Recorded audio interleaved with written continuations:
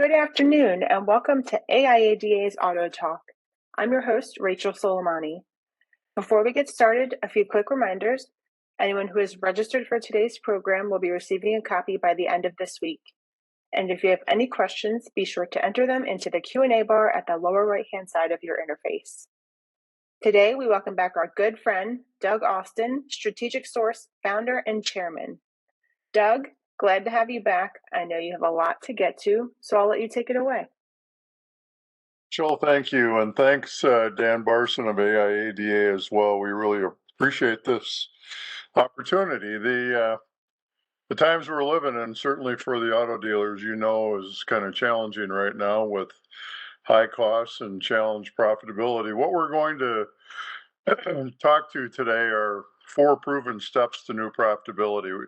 The section is really broken up on identifying savings, then generating the savings, then proving the savings, and then investing or deploying those dollars. So hopefully we give you some tools here that will be beneficial to you by the end of the session. We're going to talk about the business challenges. We're going to talk about economies of scale, leverage, how to identify, how to save, how to prove the savings, how to invest the savings, and kind of a summary, and then what StrategicSource can assist if you need it. So again, identify, save, prove, invest. There are a lot of ways to generate bottom line impact. We'll talk about that today, and we'll show how quick that can impact your bottom line versus the traditional sales approach. Some of the business challenges, and for those of you who've heard me speak before, you know that some of these are true. In fact, I'm going to have a meeting with my team later this afternoon. This number of 160 is actually going to increase to 215. We looked at all the categories that we worked on in 2023, and that number has jumped dramatically. And it gets a little bit overwhelming, but at some point down the road, we'll show you what all those opportunities are. A typical dealership will, however, spend money in about 100 expense categories. They'll typically spend 5% of annual revenue. So if your revenue is 100 million, you'll spend $5 million on those 100 expense categories. You'll probably have 200 to 1,000 suppliers. If you've got 200 suppliers, you're pretty darn efficient. If you've got 1,000, you're starting to creep into very inefficient territory where you're not utilizing your leverage as well. There's a research group out there called Aberdeen, if you want to look this up, but they say that if you centralize and improve your purchasing ability, you'll take about 25% out. So what does that mean? Well, of that $5 million in spend, the savings opportunity would be about $1.25 million on an annual basis if you drive new efficiencies. And the last metric is that 95% of the dealerships don't have a dedicated purchasing department, which means the locations have the freedom to select their own suppliers. Now that can be good in one way, but it can, gives the autonomy and the freedom to operators to do what's best for them. But ultimately it leads to that 25% overspending that's really happening. One of the challenges in a dealership is the P&L tends to be fairly narrow, 25, 30 lines.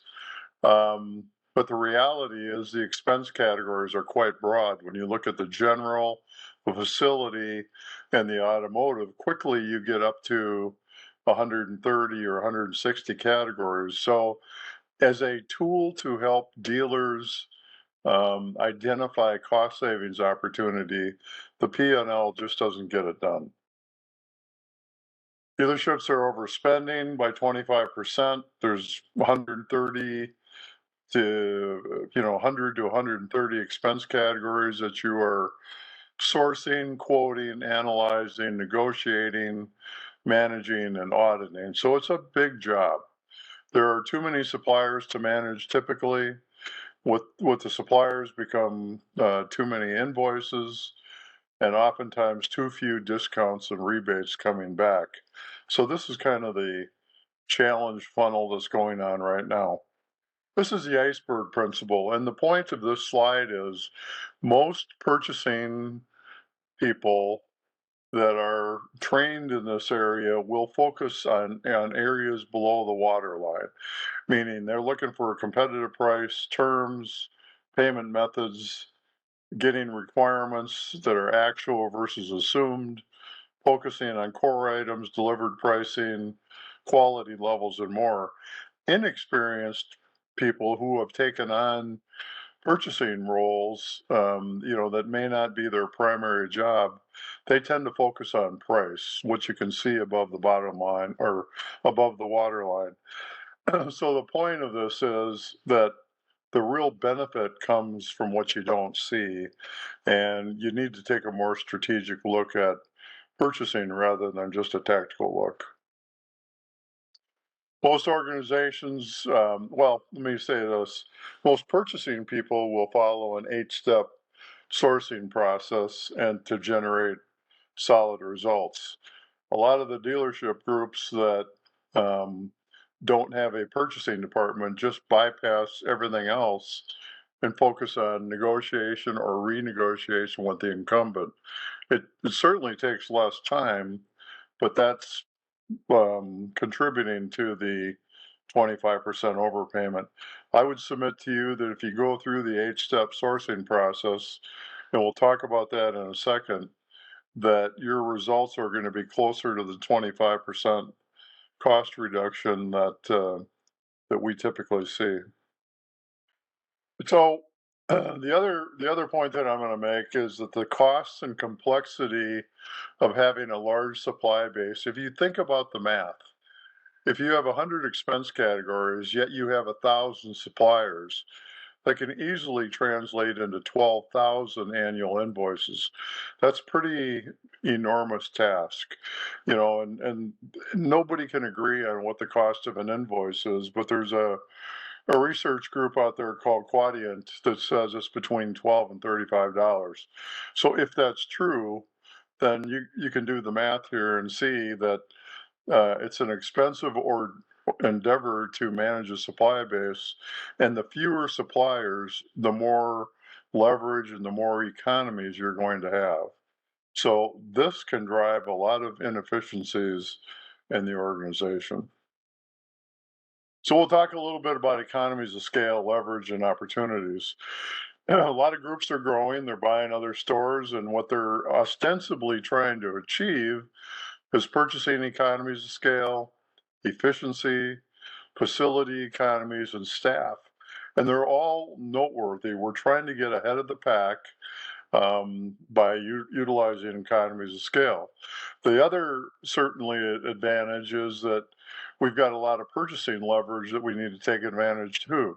If you assume $5 million in supply and service spend, and you spread that across 1,000 suppliers, um, with 100 expense categories, you've got a 10-to-1 supplier to category ratio.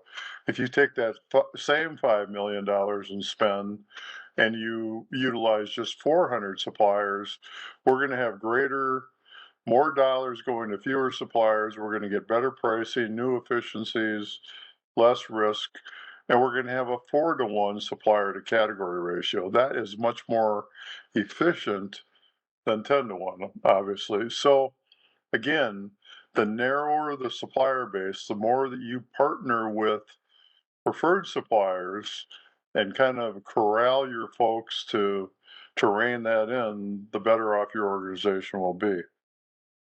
This slide is designed to show you how effective purchasing can be to bring dollars to the bottom line. If we've got if you're a 4% company making 4% profit margin right now, and not many companies are, but 2 million in sales are going to drop at 4% will drop 80,000 to the bottom line.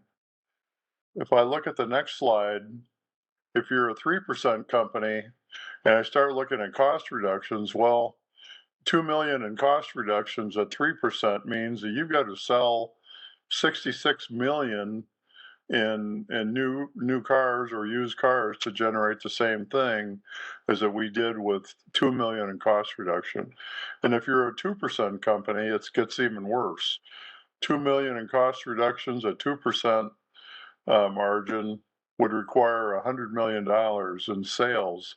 So the point of this is you can't save your way to a great year, but you can sure impact the bottom line pretty darn quickly by throwing off 100,000, a million, or $2 million in cost savings, because it's going to go drop right to your bottom line, and it will do so quickly. Now we're going to get into the 4 stages. Identify is the first one. We're going to identify cost savings. Well, how do we do that? Well, the first thing is really to set a SMART objective. And I went to a Catholic college. We had 2 A's in SMART, but what we mean by that, try to make them specific, measurable, action-oriented, attainable, results-oriented, and time-phased. This is an example of an objective to reduce our supplier base by 25% that meets all of that criteria. So the first thing we want to do is set an objective. The second thing we want to do is understand our scope. These are 72 expense categories that every business will spend money in, whether you're an auto dealer or you're a motorcycle dealer or you're a nonprofit or even a manufacturing company, you'll spend money in these 72 categories. If you're an automotive dealer, of course, you're going to spend money in these 56 categories. So you add that to the 72 that we just talked about. And of course, most dealers own their own business, so you're going to have facility categories. And these 16 categories represent that scope of work. So you can see that we're in 130 expense categories. The scope is pretty large. One of the things that we want to do first and foremost to identify savings is to understand who we spend money with over the past 12 months. So we want to do a DMS extract of all that data. We want to look at credit card money that we've paid suppliers on, and we want to look at ACH. We take those 3 buckets, we code that data by expense category, and we kind of clean it up. And ultimately, the deliverable will be a report that says largest to smallest, here's the suppliers that we worked with last year. Or if we want to look at it by expense category, alpha, we can do that. But ultimately, the end result is we're trying to end up with a category sourcing plan. So again, we're trying to identify savings opportunities, and this analysis there's really no way to go to do that, to do an identification without this analysis. This is critical. We code the suppliers, we get all that data together, and then we go in and we insert a category code. If you're interested in a cheat sheet that will help you with this, here, this is credit bureau, this is auto parts, this is shop supplies. But we code all of that data, or you would code all of that data, so that we can end up with a report that looks like this. Here's all the expense categories. Oops. A description of those categories, savings forecasts, our spend that we just totaled up, and then we can start to estimate what the savings are. And almost as important as that is that we can total up the suppliers, and we can see here where we are strategic and where we're tactical. Do I really need 12 automotive vendors? Do I really need 9 in auto parts or 16 in auto parts and services? So when you look at this column, you can see where the supply base has gotten out of whack. But ultimately, this is an alpha sort report that you can scroll down very quickly and see, okay, I spent 45,000 in credit bureaus last year, and I've got an opportunity at 26% to pull 11,000 out of that. The descending report is simply the same information looked at differently. The category name, the spend in largest to smallest. Again, the savings are estimated. And then we've got our supplier count over here that we can look at. This helps us to set priorities. Where are we going to work? And then ultimately, from that same document, we can turn this into a kind of a sourcing plan. You might have a team of people that are going to help you reduce costs across the dealership. And, maybe Mary does credit bureaus and Tom does shop supplies and Steve does uniforms in October. But we can start to build a plan now for all the categories. Again, we have the spend information, and we have the estimated savings, so we can track and report that based on the actual results. So now we've through the analysis that we've done, we've identified where the potential savings will be in the organization. We did a 12-month spend, we built a sourcing plan, and now we're going to talk about how do we realize those savings by executing, sourcing, quoting, and analyzing the categories. We want to analyze, recommend, make a decision, implement, audit, and then just keep repeating the same process over and over across the categories. So that kind of concludes the identification process. Now we want to get into the savings. We want to generate new cost savings across the group. Point that I want to make here is that we want to not only achieve a good competitive price. Typically, dealerships will focus very tactically. They'll try to get a price on 5 to 10 high usage items, but they forget the other 110 that they're buying. And this is kind of a tactical approach. It's kind of a firefighting approach. Whereas what we would suggest is that you quote, negotiate, and lock pricing on 500 items. And you lock that pricing for 12, 24, or 36 months. Can you do that right now? Yes, you can in a lot of cases. There are some categories where there are a few items that we can't lock the pricing, like paper and maybe some toners because it's really market driven. But in a typical shop supply environment, there are 500 items that a dealership will buy repetitively. Yet, a parts manager or service manager may only focus on 5 to 10 of the high usage items. And we're saying increase that scope, get competitive pricing, and then lock those prices for a long time.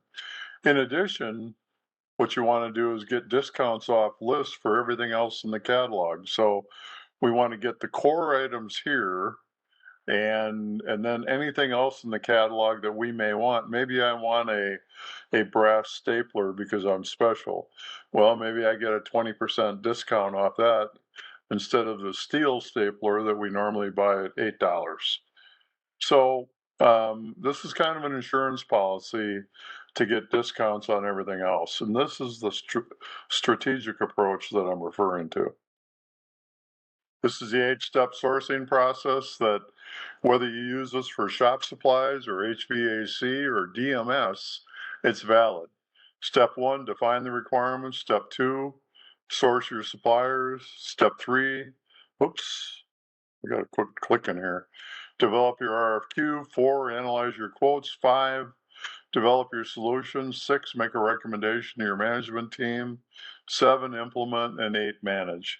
If you do this for every category, you're going to pull that 25% in. You can't help but do it right if you follow a proven process.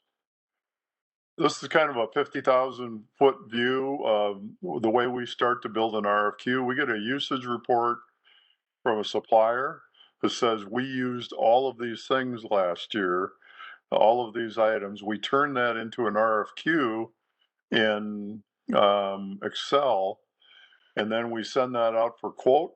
The quotes come back in, and then we paste them side by side to create an analysis. And that's how we can do an apples to apples comparison.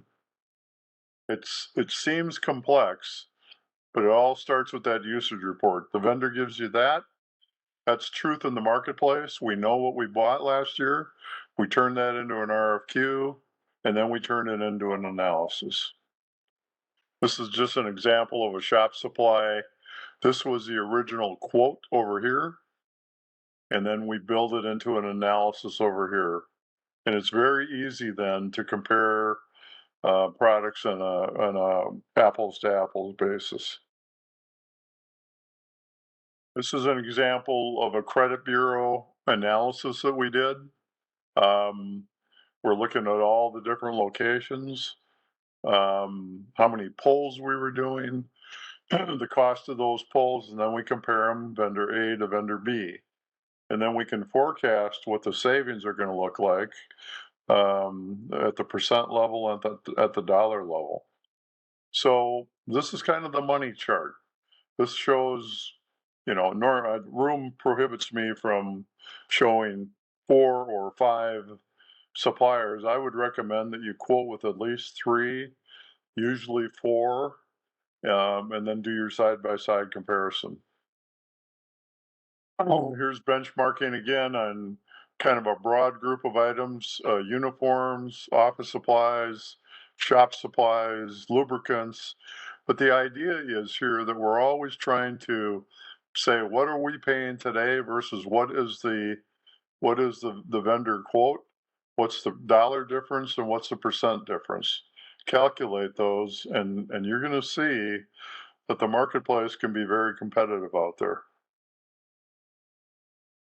A lot of dealers will say, I don't have time to go through and go out for quote and go through that elaborate process. And while I would encourage you to do that, a lot of dealers just say, I'm just going to go and negotiate with our suppliers and try to improve my results that way. Well, if you do that, if you're going to short circuit the quote process, you at a minimum need to get some research out there. You need to get some background expense information on what does that uniform shirt cost.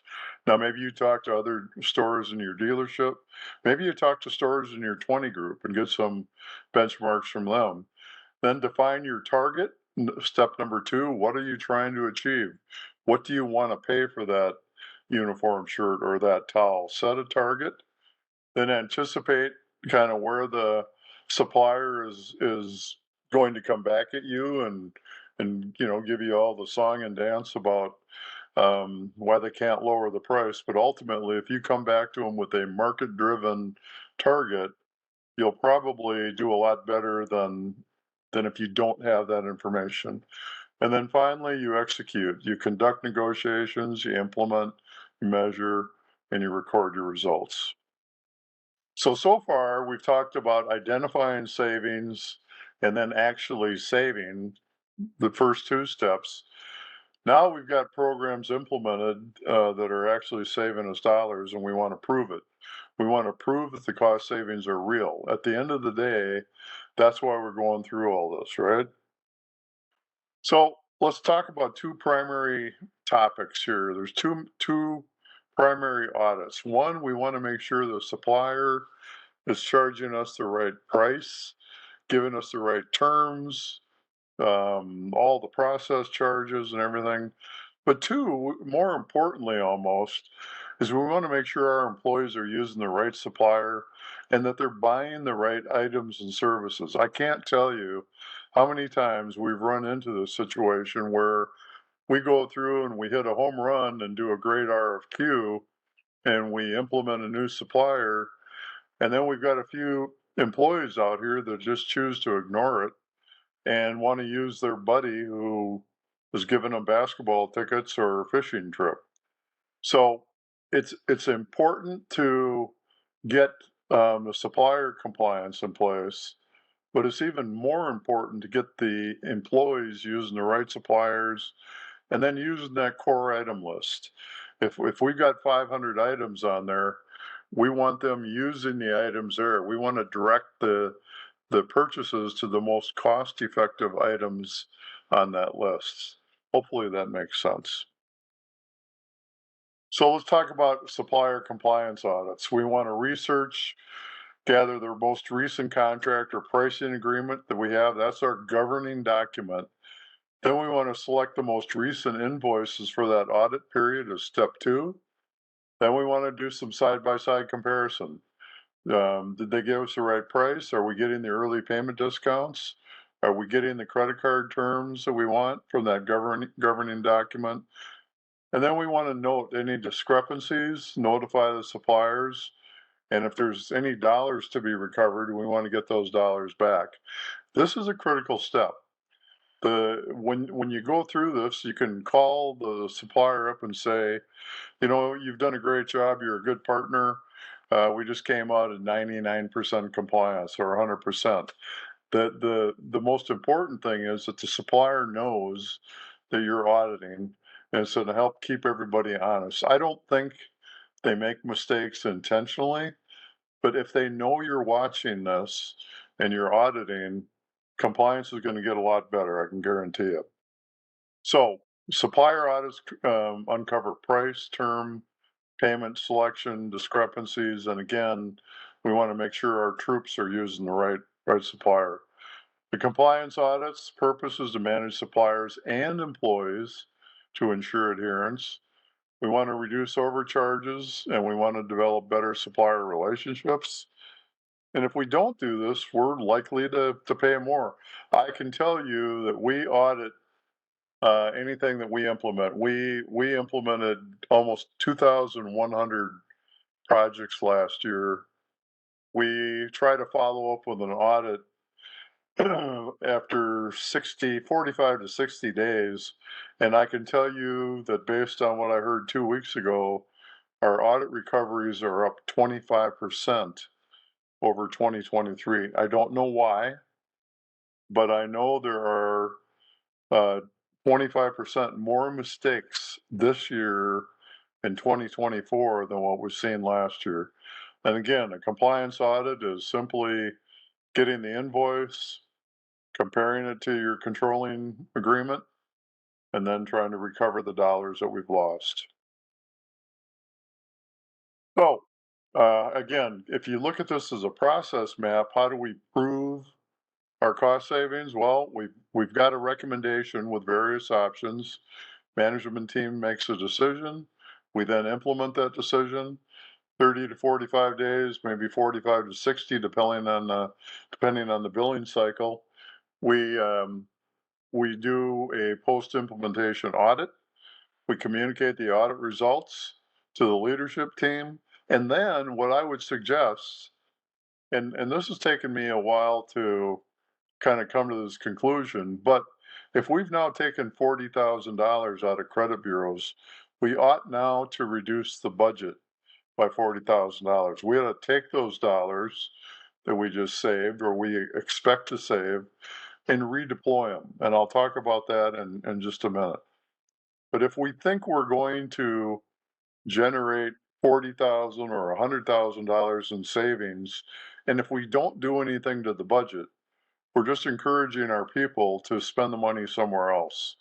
So I would argue that once we've defined the savings, we implement, and when we do our post-implementation audit, we communicate those results, and then we reduce our budget accordingly by a like amount. There should be no reason not to do that. And it's going to put pressure on the troops inside the organization to utilize the solution. So now we've talked about identify, we've identified how to save, we've identified now how to prove the savings. And well, here's one more slide on audit. We're looking at price compliance, inactive accounts. If you've got people that have left your organization, but we're still being charged for uniforms, that's not a good thing. We want to look at process charges, additional charges, extra fees, and wrong items purchased. That's the scope of any audit. This is a simple audit report. If you request this deck today, you'll have all this information. Again, the benefits of audit: collect overcharges, improve your supplier selection process. We don't want to use suppliers that are continually overcharging us or involved in fraud of some sort. We want to get internal usage compliance up. We want to correct, make sure that we're buying the right items. We want to mitigate risk and ultimately provide some peace of mind.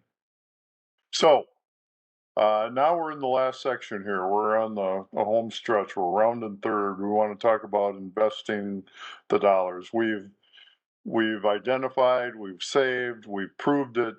Now we want to segregate those dollars. And what I'm suggesting here is that we segregate the dollars and then we consider the different investments that we have.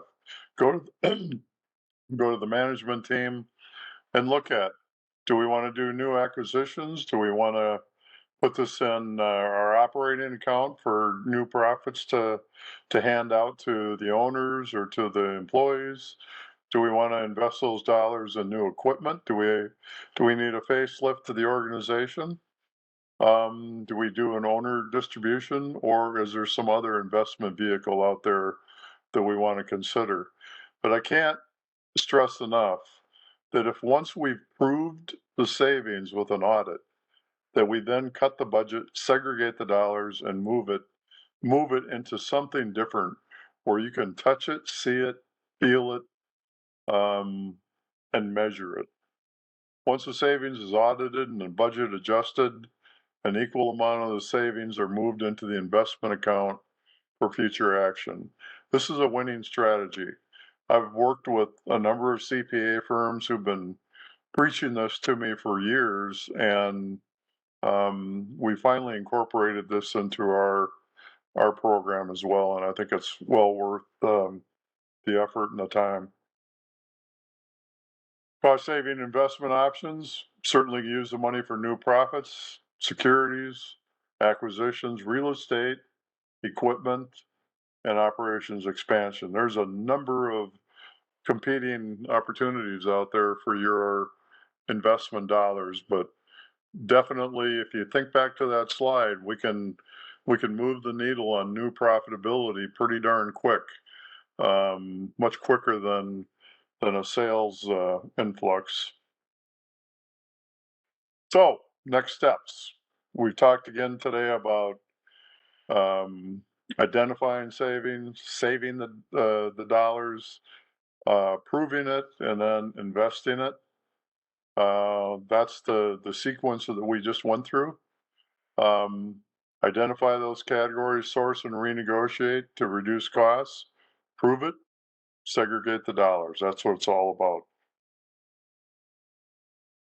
This is if you take the time, you invest some of your labor, which represents the orange line here, these savings don't occur all at once, but they start to look like a hockey stick in that every month you're throwing new additional categories on the table, and those savings can get pretty large in a short period of time. And if you've done your job right, if you lock the pricing in so that the savings are true and can be projected, well, this benefit goes on multi-years. On the other hand, if you don't do anything, the cost of indecision is quite high.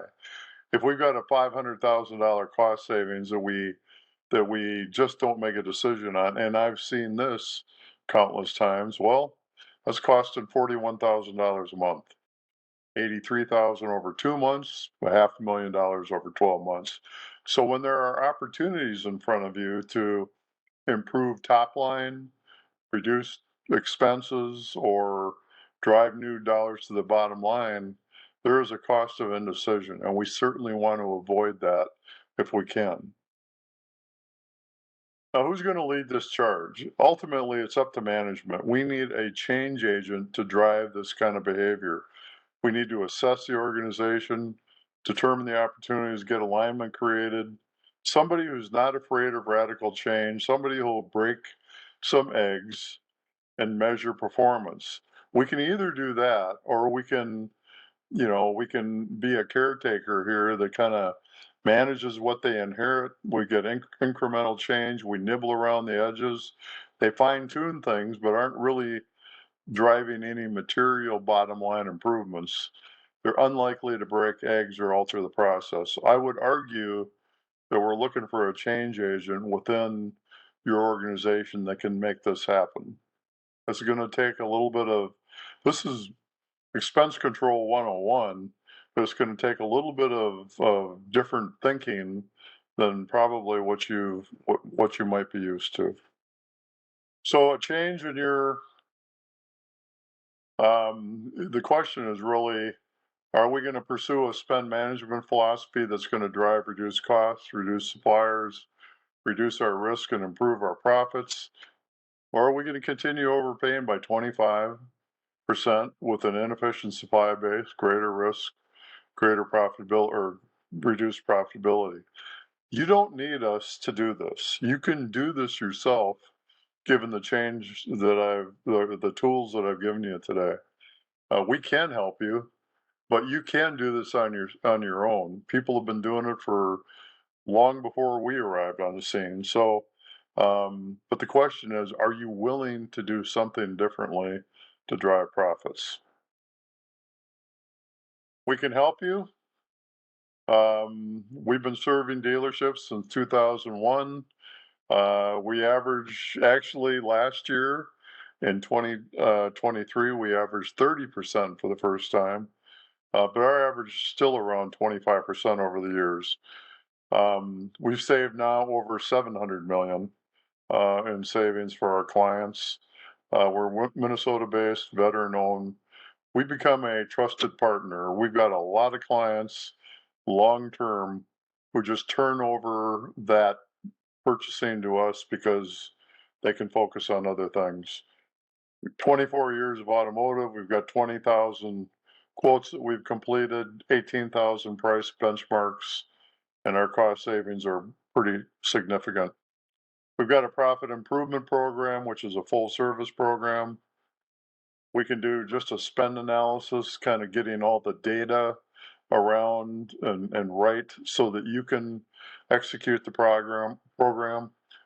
We've got a contract tracker, which is important to manage all your obligations.